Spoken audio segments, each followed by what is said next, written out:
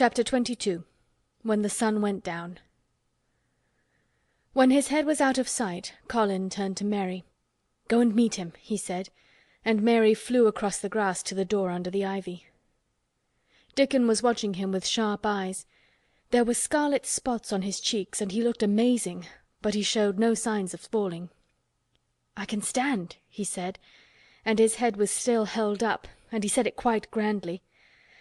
"I told thee tha could as soon as tha stopped being afraid," answered Dickon. "And tha's stopped." "Yes, I've stopped," said Colin. Then suddenly he remembered something Mary had said. "Are you making magic?" he asked sharply. Dickon's curly mouth spread in a cheerful grin. "Tha's doin' magic thysel'," he said. "It's same magic as makes these here work out o' the earth." And he touched with his thick boot a clump of crocuses in the grass. Colin looked down at them. "Aye," he said slowly.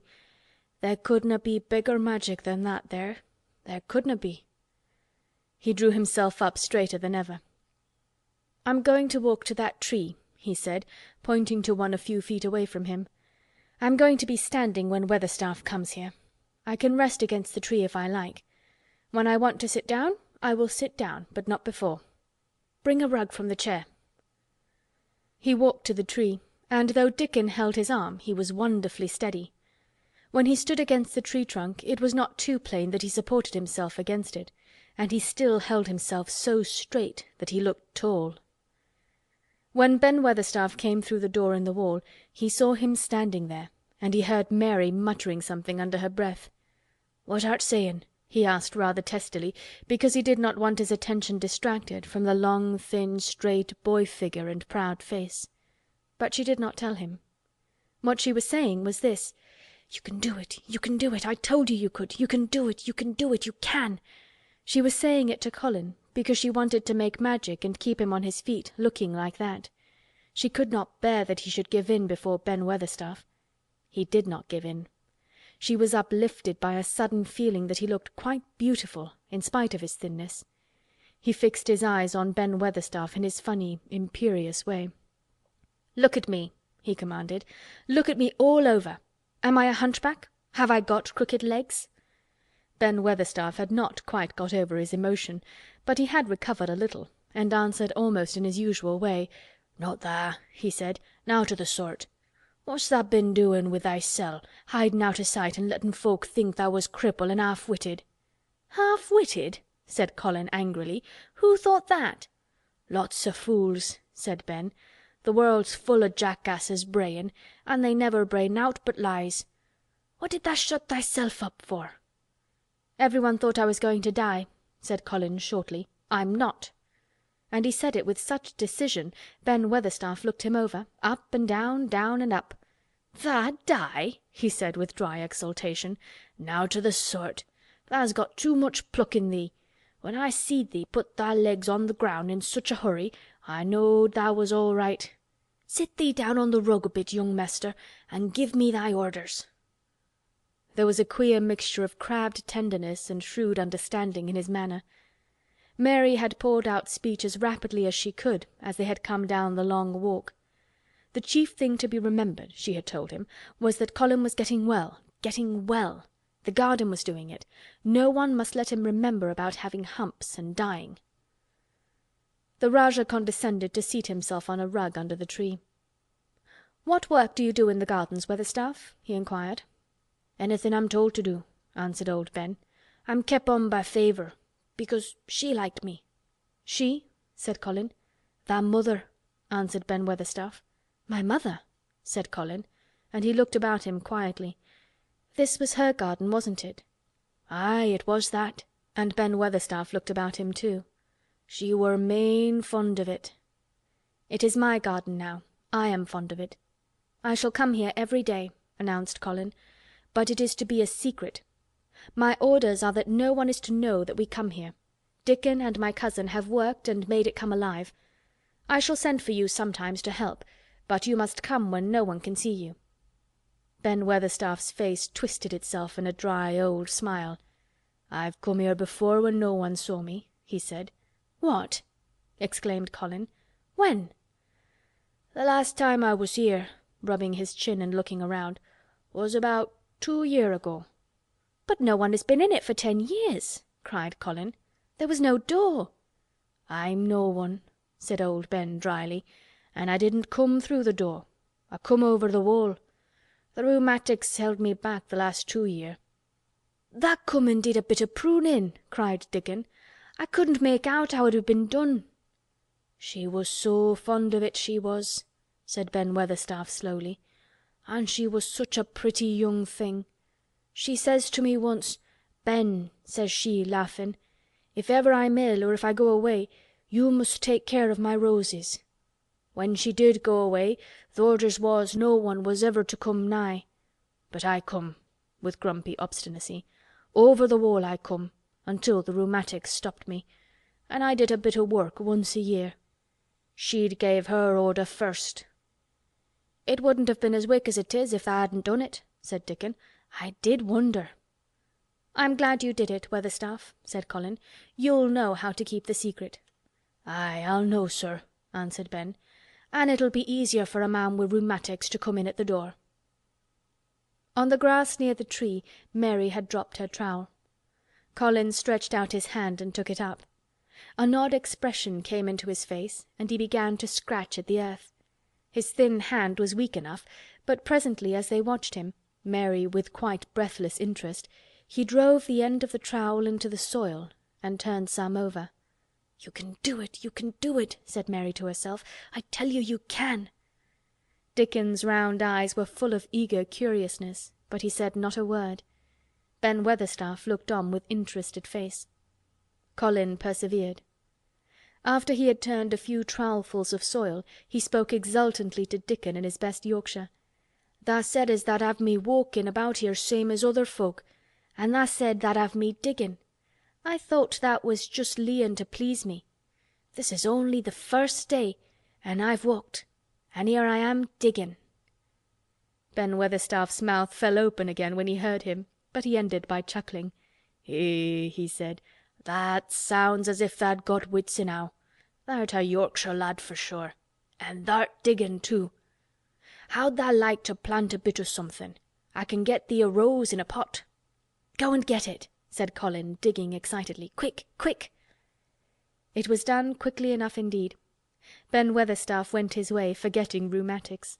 Dickon took his spade and dug the hole deeper and wider than a new digger with thin white hands could make it. Mary slipped out to run and bring back a watering can. When Dickon had deepened the hole, Colin went on turning the soft earth over and over. He looked up at the sky, flushed and glowing with the strangely new exercise, slight as it was. "I want to do it before the sun goes quite down," he said. Mary thought that perhaps the sun held back a few minutes just on purpose. Ben Weatherstaff brought the rose in its pot from the greenhouse. He hobbled over the grass as fast as he could. He had begun to be excited too. He knelt down by the hole and broke the pot from the mould. "Here, lad," he said, handing the plant to Colin. "Set it in the earth thysel, same as the king does when he goes to a new place." The thin white hands shook a little, and Colin's flush grew deeper as he set the rose in the mould and held it while old Ben made firm the earth. It was filled in and pressed down and made steady. Mary was leaning forward on her hands and knees. Soot had flown down and marched forward to see what was being done. Nut and Shell chattered about it from a cherry tree. "It's planted," said Colin at last, "and the sun is only slipping over the edge. Help me up, Dickon. I want to be standing when it goes. That's part of the magic." And Dickon helped him, and the magic, or whatever it was, so gave him strength that when the sun did slip over the edge and end the strange lovely afternoon for them, there he actually stood on his 2 feet, laughing. Chapter 23. Magic. Dr. Craven had been waiting some time at the house when they returned to it. He had indeed begun to wonder if it might not be wise to send someone out to explore the garden paths. When Colin was brought back to his room, the poor man looked him over seriously. "You should not have stayed so long," he said. "You must not overexert yourself." "I am not tired at all," said Colin. "It has made me well. Tomorrow I am going out in the morning as well as in the afternoon." "I am not sure that I can allow it," answered Dr. Craven. "I am afraid it would not be wise." "It would not be wise to try to stop me," said Colin quite seriously. "I am going." Even Mary had found out that one of Colin's chief peculiarities was that he did not know in the least what a rude little brute he was with his way of ordering people about. He had lived on a sort of desert island all his life, and as he had been the king of it, he had made his own manners and had had no one to compare himself with. Mary had indeed been rather like him herself, and since she had been at Misselthwaite had gradually discovered that her own manners had not been of the kind which is usual or popular. Having made this discovery, she naturally thought it of enough interest to communicate to Colin. So she sat and looked at him curiously for a few minutes after Dr. Craven had gone. She wanted to make him ask her why she was doing it, and of course she did. "What are you looking at me for?" he said. "I'm thinking that I am rather sorry for Dr. Craven." "So am I," said Colin calmly, but not without an air of some satisfaction. "He won't get Misselthwaite at all now I'm not going to die." "I'm sorry for him because of that, of course," said Mary. "But I was thinking just then that it must have been very horrid to have had to be polite for 10 years to a boy who was always rude. I would never have done it." "Am I rude?" Colin inquired undisturbedly. "If you had been his own boy and he had been a slapping sort of man," said Mary, "he would have slapped you." "But he daren't," said Colin. "No, he daren't," answered Mistress Mary, thinking the thing out quite without prejudice. "Nobody ever dared to do anything you didn't like, because you were going to die and things like that. You were such a poor thing." "But," announced Colin stubbornly, "I am not going to be a poor thing. I won't let people think I'm one. I stood on my feet this afternoon." "It is always having your own way that has made you so queer," Mary went on, thinking aloud. Colin turned his head, frowning. "Am I queer?" he demanded. "Yes," answered Mary, "very. But you needn't be cross," she added impartially, "because so am I queer, and so is Ben Weatherstaff. But I am not as queer as I was before I began to like people and before I found the garden." "I don't want to be queer," said Colin. "I am not going to be," and he frowned again with determination. He was a very proud boy. He lay thinking for a while, and then Mary saw his beautiful smile begin and gradually change his whole face. "I shall stop being queer," he said, "if I go every day to the garden. There is magic in there. Good magic, you know, Mary. I am sure there is." "So am I," said Mary. "Even if it isn't real magic," Colin said, "we can pretend it is. Something is there. Something." "It's magic," said Mary, "but not black. It's as white as snow."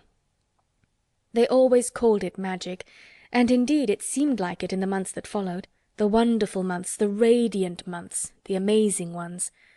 Oh, the things which happened in that garden! If you have never had a garden you cannot understand, and if you have had a garden you will know that it would take a whole book to describe all that came to pass there. At first it seemed that green things would never cease pushing their way through the earth, in the grass, in the beds, even in the crevices of the walls. Then the green things began to show buds, and the buds began to unfurl and show colour, every shade of blue, every shade of purple, every tint and hue of crimson. In its happy days flowers had been tucked away into every inch and hole and corner. Ben Weatherstaff had seen it done, and had himself scraped out mortar from between the bricks of the wall and made pockets of earth for lovely clinging things to grow on. Iris and white lilies rose out of the grass in sheaves, and the green alcoves filled themselves with amazing armies of the blue and white flower lances of tall delphiniums or columbines or campanulas. "She was main fond o' them, she was," Ben Weatherstaff said. "She liked them things as was allus pointing up to the blue sky, she used to tell. Not as she was one o' them as looked down on th' earth. Not her. She just loved it, but she said as the blue sky always looked so joyful." The seeds Dickon and Mary had planted grew as if fairies had tended them. Satiny poppies of all tints danced in the breeze by the score, gaily defying flowers which had lived in the garden for years and which, it might be confessed, seemed rather to wonder how such new people had got there. And the roses, rising out of the grass, tangled around the sundial, wreathing the tree trunks and hanging from their branches, climbing up the walls and spreading over them with long garlands falling in cascades, they came alive day by day, hour by hour. fair fresh leaves and buds, tiny at first, but swelling and working magic until they burst and uncurled into cups of scent, delicately spilling themselves over their brims and filling the garden air.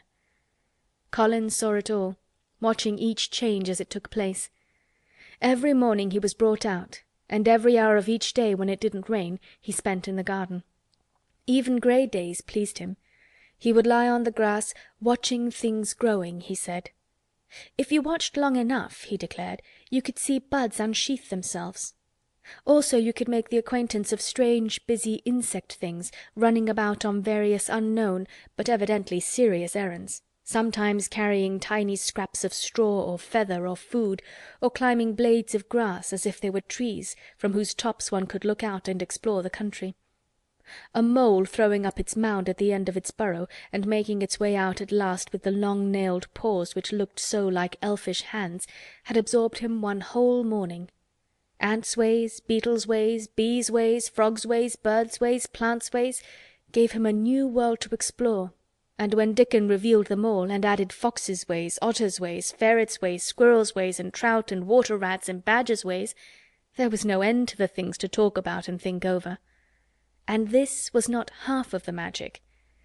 The fact that he had really once stood on his feet had set Colin thinking tremendously, and when Mary told him of the spell she had worked, he was excited and approved of it greatly. He talked of it constantly. "Of course there must be lots of magic in the world," he said wisely one day, "but people don't know what it is like or how to make it. Perhaps the beginning is just to say nice things are going to happen until you make them happen. I'm going to try and experiment." The next morning when they went to the secret garden he sent at once for Ben Weatherstaff. Ben came as quickly as he could and found the Rajah standing on his feet under a tree and looking very grand, but also very beautifully smiling. "Good morning, Ben Weatherstaff," he said. "I want you and Dickon and Miss Mary to stand in a row and listen to me, because I am going to tell you something very important." "Aye, aye, sir," answered Ben Weatherstaff, touching his forehead. One of the long-concealed charms of Ben Weatherstaff was that in his boyhood he had once run away to sea and had made voyages, so he could reply like a sailor. "I am going to try a scientific experiment," explained the Rajah. "When I grow up I am going to make great scientific discoveries, and I am going to begin now with this experiment." "Aye, aye, sir," said Ben Weatherstaff promptly, though this was the first time he had heard of great scientific discoveries. It was the first time Mary had heard of them either, but even at this stage she had begun to realize that, queer as he was, Colin had read about a great many singular things and was somehow a very convincing sort of boy.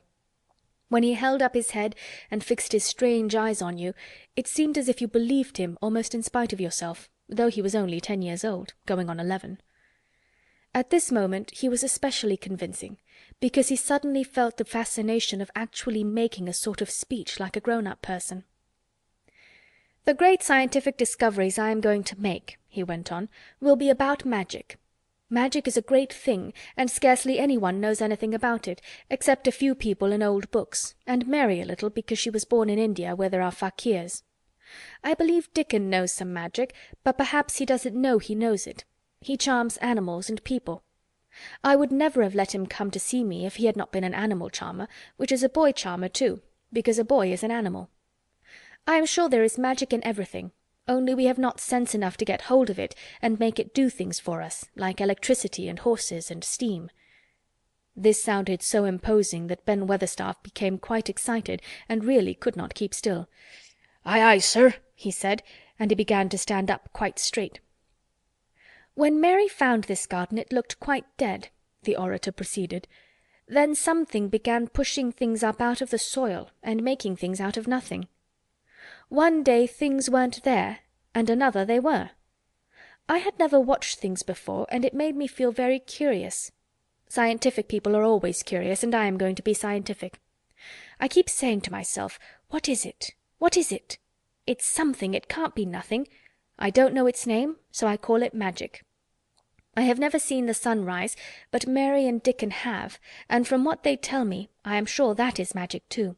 Something pushes it up and draws it. Sometimes since I've been in the garden I have looked up through the trees at the sky, and I have had a strange feeling of being happy, as if something were pushing and drawing in my chest and making me breathe fast. Magic is always pushing and drawing and making things out of nothing. Everything is made out of magic. Leaves and trees, flowers and birds, badgers and foxes and squirrels and people. So it must be all around us. In this garden. In all the places. The magic in this garden has made me stand up and know I am going to live to be a man. I am going to make the scientific experiment of trying to get some and put it in myself and make it push and draw me and make me strong. I don't know how to do it, but I think that if you keep thinking about it and calling it, perhaps it will come. Perhaps that is the first baby way to get it. When I was going to try to stand that first time, Mary kept saying to herself as fast as she could, "You can do it, you can do it," and I did. I had to try myself at the same time, of course, but her magic helped me, and so did Dickon's. Every morning and evening, and as often in the daytime as I can remember, I am going to say, "Magic is in me. Magic is making me well. I am going to be as strong as Dickon, and you must all do it too. That is my experiment. Will you help, Ben Weatherstaff?" "Aye, aye, sir," said Ben Weatherstaff.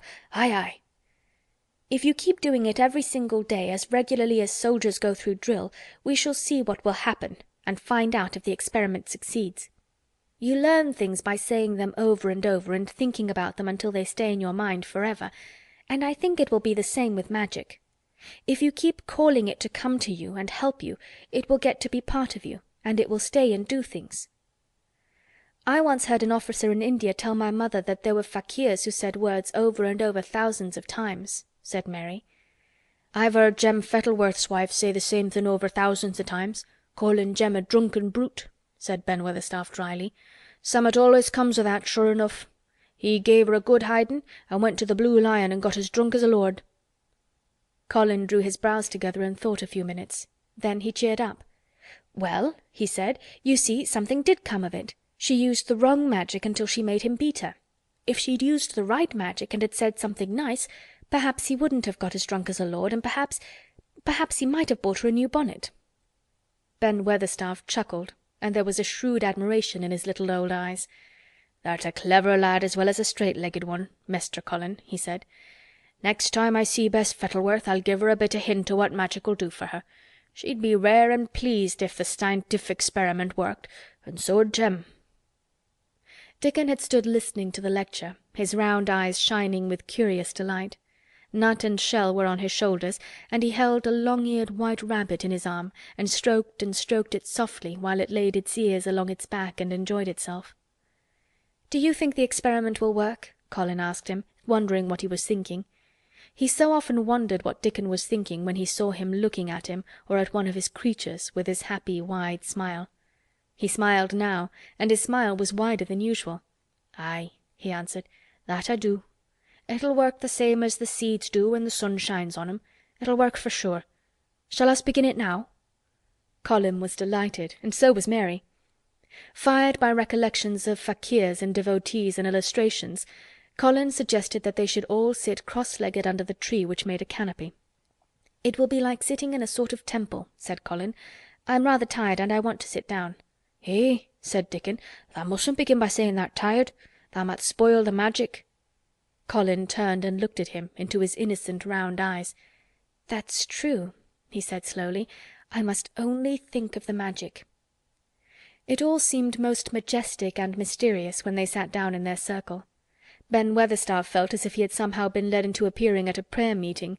Ordinarily he was very fixed in being what he called "again prayer meetings," but this being the Rajah's affair, he did not resent it, and was indeed inclined to be gratified at being called upon to assist. Mistress Mary felt solemnly enraptured. Dickon held his rabbit in his arm, and perhaps he made some charmer's signal no one heard, for when he sat down, cross-legged like the rest, the crow, the fox, the squirrels, and the lamb slowly drew near and made part of the circle, settling each into a place of rest as if of their own desire. "The creatures have come," said Colin gravely. "They want to help us." Colin really looked quite beautiful, Mary thought. He held his head high, as if he felt like a sort of priest, and his strange eyes had a wonderful look in them. The light shone on him through the tree canopy. "Now we will begin," he said. "Shall we sway backward and forward, Mary, as if we were dervishes?" "I canna do no swayin' back'ard and for'ard," said Ben Weatherstaff. "I've got the rheumatics." "The Magic will take them away," said Colin in a high priest tone. "But we won't sway until it has done it. We will only chant." "I canna do no chantin'," said Ben Weatherstaff a trifle testily. "They turned me out o' the church choir th' only time I ever tried it." No one smiled. They were all too much in earnest. Colin's face was not even crossed by a shadow. He was thinking only of the Magic. "Then I will chant," he said, and he began, looking like a strange boy spirit. "The sun is shining. The sun is shining. That is the Magic. The flowers are growing. The roots are stirring. That is the Magic. Being alive is the Magic. Being strong is the Magic. The Magic is in me. The Magic is in me. It is in me. It is in me. It's in every one of us. It's in Ben Weatherstaff's back. Magic! Magic! Come and help!" He said it a great many times. Not 1,000 times, but quite a goodly number. Mary listened entranced. She felt as if it were at once queer and beautiful, and she wanted him to go on and on. Ben Weatherstaff began to feel soothed into a sort of dream which was quite agreeable. The humming of the bees in the blossoms mingled with the chanting voice and drowsily melted into a doze. Dickon sat cross-legged with his rabbit asleep on his arm and a hand resting on the lamb's back. Soot had pushed away a squirrel and huddled close to him on his shoulder, the grey film dropped over his eyes. At last Colin stopped. "Now I am going to walk around the garden," he announced. Ben Weatherstaff's head had just dropped forward and he lifted it with a jerk. "You have been asleep," said Colin. "Nowt o' the sort," mumbled Ben. "Th' sermon was good enow, but I'm bound to get out afore the collection." He was not quite awake yet. "You're not in church," said Colin. "Not me," said Ben, straightening himself. "Who said I were? I heard every bit of it. You said the Magic was in my back. The doctor calls it rheumatics." The Rajah waved his hand. "That was the wrong Magic," he said. "You will get better. You have my permission to go to your work, but come back tomorrow." "I'd like to see thee walk around the garden," grunted Ben. It was not an unfriendly grunt, but it was a grunt. In fact, being a stubborn old party and not having entire faith in Magic, he had made up his mind that if he were sent away he would climb his ladder and look over the wall so that he might be ready to hobble back if there were any stumbling. The Rajah did not object to his staying, and so the procession was formed. It really did look like a procession. Colin was at its head with Dickon on one side and Mary on the other. Ben Weatherstaff walked behind and the creatures trailed after them, the lamb and the fox cub keeping close to Dickon, the white rabbit hopping along or stopping to nibble, and Soot following with the solemnity of a person who felt himself in charge. It was a procession which moved slowly but with dignity. Every few yards it stopped to rest. Colin leaned on Dickon's arm, and privately Ben Weatherstaff kept a sharp lookout. But now and then Colin took his hand away from its support and walked a few steps alone. His head was held up all the time, and he looked very grand. "The Magic is in me," he kept saying. "The Magic is making me strong. I can feel it. I can feel it." It seemed very certain that something was upholding and uplifting him. He sat on the seats in the alcoves, and once or twice he sat down on the grass, and several times he paused in the path and leaned on Dickon, but he would not give up until he had gone all around the garden. When he returned to the canopy tree his cheeks were flushed and he looked triumphant. "I did it! The Magic worked!" he cried. "That is my first scientific discovery." "What will Dr. Craven say?" broke out Mary. "He won't say anything," Colin answered, "because he will not be told. This is to be the biggest secret of all. No one is to know anything about it until I have grown so strong that I can walk and run like any other boy. I shall come here every day in my chair, and I shall be taken back in it. I won't have people whispering and asking questions, and I won't let my father hear about it until the experiment has quite succeeded. Then, sometime when he comes back to Misselthwaite, I shall just walk into his study and say, 'Here I am like any other boy. I am quite well, and I shall live to be a man.' It has to be done by a scientific experiment." "He will think he is in a dream," cried Mary. "He won't believe his eyes." Colin flushed triumphantly. He had made himself believe that he was going to get well, which was really more than half the battle, if he had been aware of it. and the thought which stimulated him more than any other was this imagining what his father would look like when he saw that he had a son who was as straight and strong as other fathers' sons. One of his darkest miseries in the unhealthy, morbid past days had been his hatred of being a sickly, weak-backed boy whose father was afraid to look at him. "He'll be obliged to believe them," he said. "One of the things I am going to do after the magic works, and before I begin to make scientific discoveries, is to be an athlete." "We shall have thee taken to boxing in a week or so," said Ben Weatherstaff. "Thou'lt end wi' winning the belt and being champion prize fighter of all England." Colin fixed his eyes on him sternly. "Weatherstaff," he said, "that is disrespectful. You must not take liberties because you are in the secret. However much the magic works, I shall not be a prize fighter. I shall be a scientific discoverer." Ax pardon, sir," answered Ben, touching his forehead in salute. "I ought to have seed it wasn't a joking matter." But his eyes twinkled, and secretly he was immensely pleased. He really did not mind being snubbed, since the snubbing meant that the lad was gaining strength and spirit. Chapter 24. Let Them Laugh. The secret garden was not the only one Dickon worked in. Round the cottage on the moor there was a piece of ground enclosed by a low wall of rough stones. Early in the morning, and late in the fading twilight, and on all the days Colin and Mary did not see him, Dickon worked there, planting or tending potatoes and cabbages, turnips and carrots and herbs for his mother. In the company of his creatures he did wonders there, and was never tired of doing them, it seemed. While he dug or weeded he whistled, or sang bits of Yorkshire moor songs, or talked to Soot or Captain or the brothers and sisters he had taught to help him. "We'd never get on as comfortable as we do," Mrs. Sowerby said, "if it wasn't for Dickon's garden. Anything'll grow for him. His taters and cabbages is twice the size of anyone else's, and they've got a flavour with 'em as nobody's has." When she found a moment to spare she liked to go out and talk to him. After supper there was still a long, clear twilight to work in, and that was her quiet time. She could sit upon the low, rough wall and look on and hear stories of the day. She loved this time. There were not only vegetables in this garden. Dickon had bought penny packages of flower seeds now and then, and had sown bright, sweet-scented things among gooseberry bushes and even cabbages, and he grew borders of mignonette and pinks and pansies and things whose seeds he could save year after year, or whose roots would bloom each spring and spread in time into fine clumps. The low wall was one of the prettiest things in Yorkshire, because he had tucked moorland foxglove and ferns and rock-cress and hedgerow flowers into every crevice, until only here and there glimpses of the stones were to be seen. "All a chap's got to do to make 'em thrive, mother," he would say, "is to be friends with 'em for sure. They're just like the creatures. If they're thirsty, give 'em drink, and if they're hungry, give 'em a bit of food. They want to live same as we do. If they died, I should feel as if I'd been a bad lad and somehow treated them heartless." It was in these twilight hours that Mrs. Sowerby heard of all that happened at Misselthwaite Manor. At first she was only told that Mester Colin had taken a fancy to going out into the grounds with Miss Mary, and that it was doing him good. But it was not long before it was agreed between the two children that Dickon's mother might come into the secret. Somehow it was not doubted that she was safe for sure.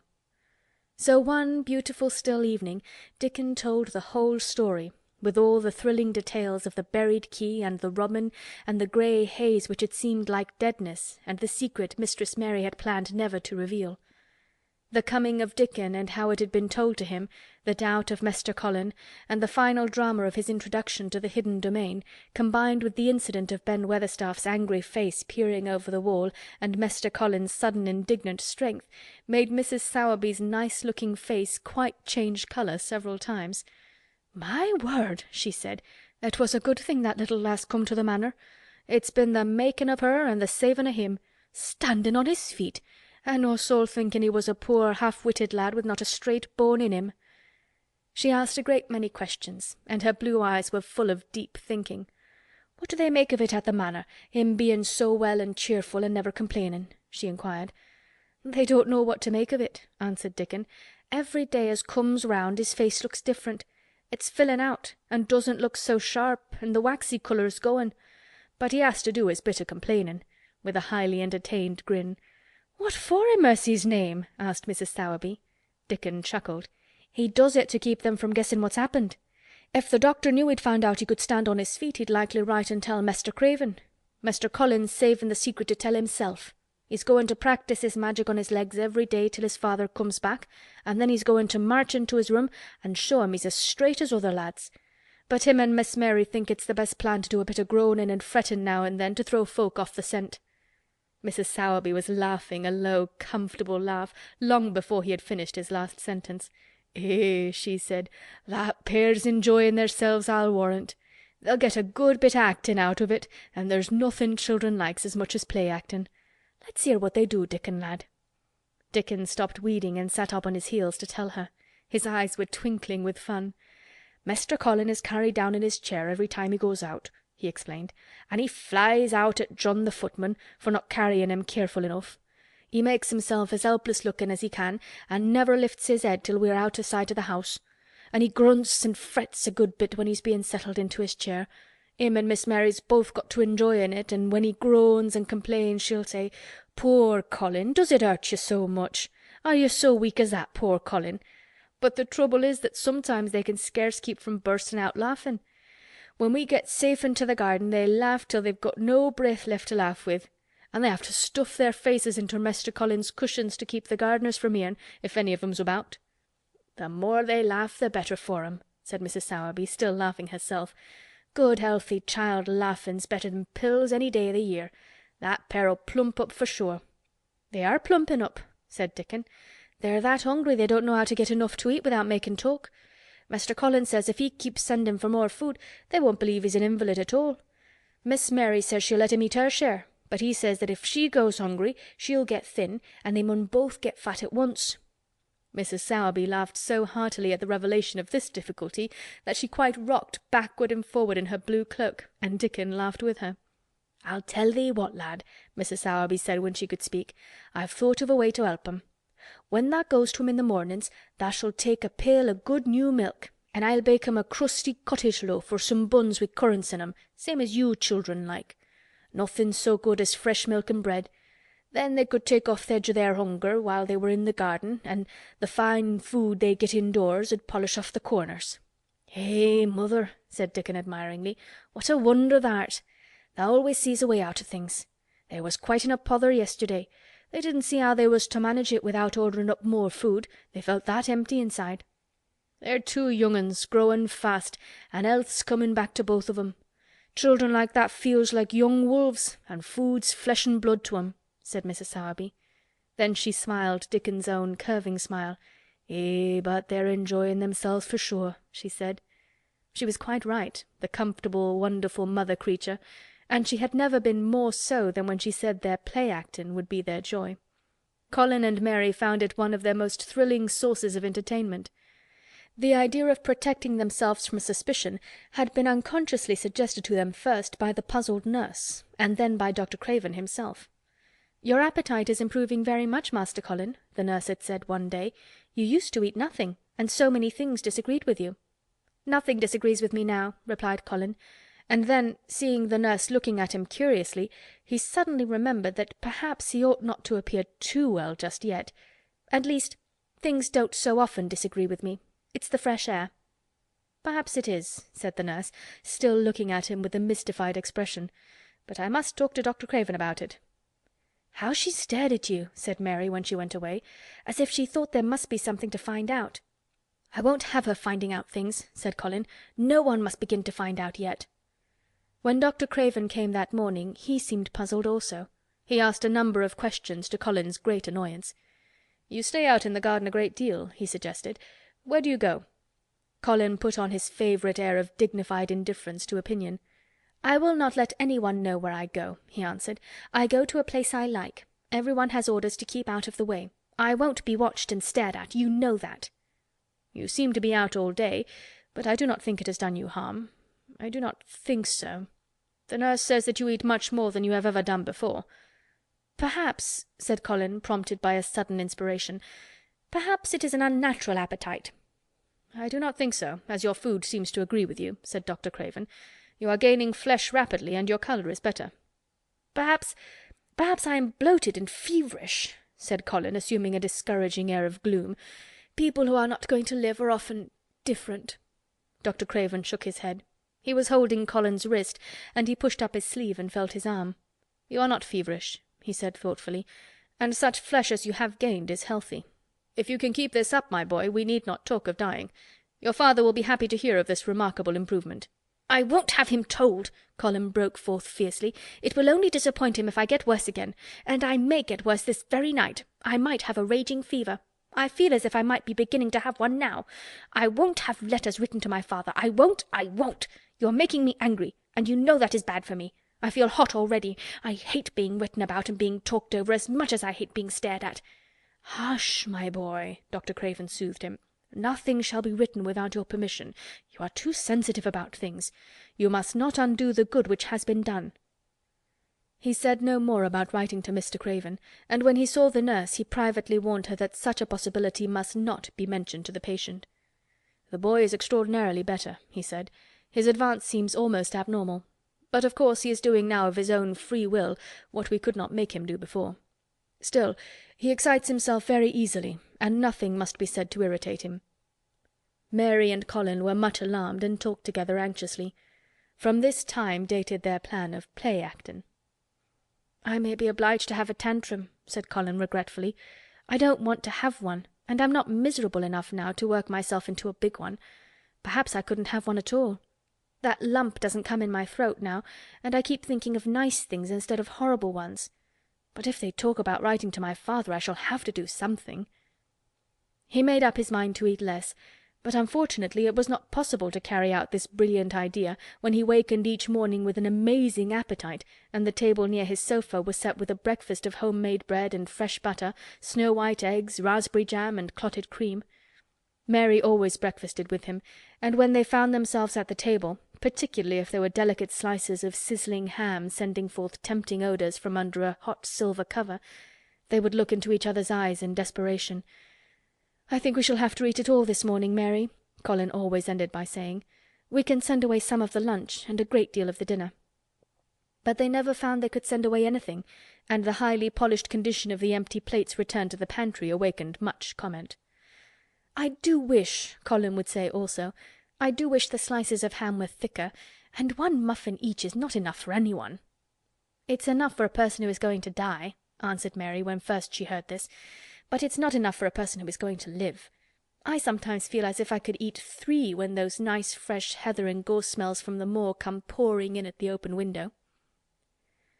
The morning that Dickon, after they had been enjoying themselves in the garden for about 2 hours, went behind a big rose-bush and brought forth 2 tin pails, and revealed that one was full of rich new milk with cream on the top of it, and that the other held cottage-made currant buns folded in a clean blue and white napkin, buns so carefully tucked in that they were still hot, there was a riot of surprised joyfulness.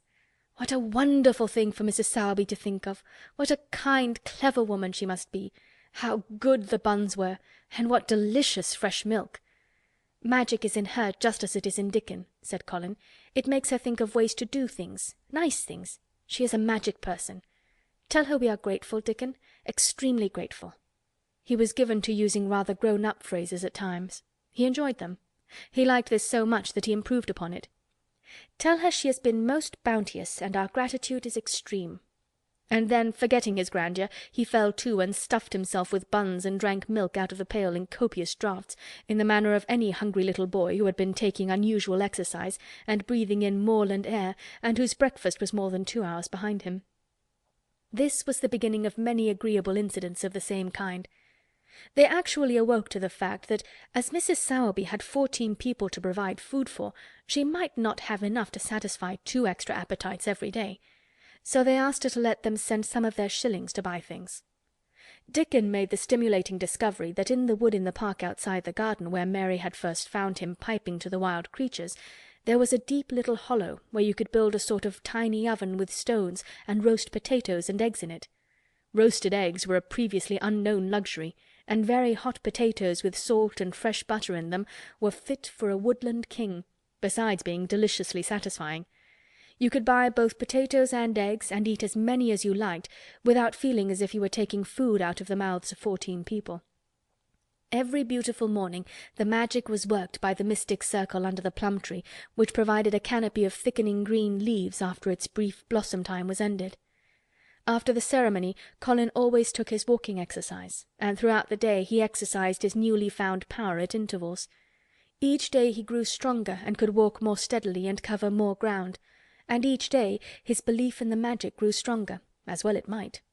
He tried one experiment after another as he felt himself gaining strength, and it was Dickon who showed him the best things of all. "Yesterday," he said one morning after an absence, "I went to Thwaite for mother, and near the Blue Cow Inn I seed Bob Haworth. He's the strongest chap on the moor. He's the champion wrestler, and he can jump higher than any other chap and throw the hammer farther. He's gone all the way to Scotland for the sports some years. He's knowed me ever since I was a little un, and he's a friendly sort, and I asked him some questions. The gentry calls him a athlete, and I thought of thee, Master Colin, and I says, 'How did tha make thy muscles stick out that way, Bob? Did tha do anything extra to make thyself so strong?' And he says, 'Well, yes, lad, I did. A strong man in a show that came to Thwaite once showed me how to exercise my arms and legs and every muscle in my body. And I says, 'Could a delicate chap make hisself stronger with 'em, Bob?' And he laughed and he says, 'Art tha the delicate chap?' And I says, 'No, but I knows a young gentleman that's getting well of a long illness, and I wish I'd knowed some o' them tricks to tell him about.' I didn't say no names, and he didn't ask none.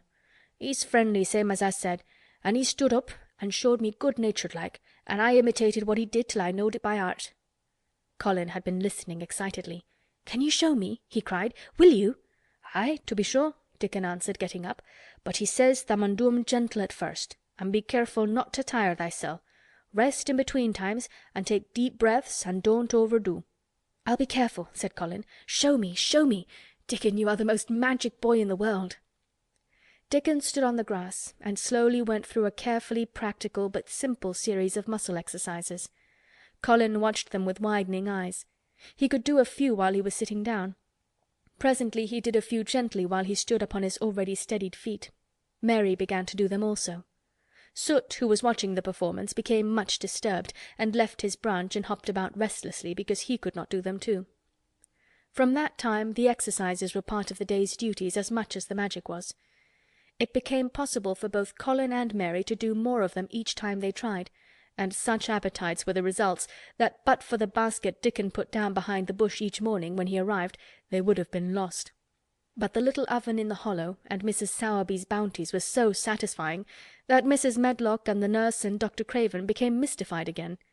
You can trifle with your breakfast and seem to disdain your dinner if you are full to the brim with roasted eggs and potatoes and richly frothed new milk and oat cakes and buns and heather honey and clotted cream.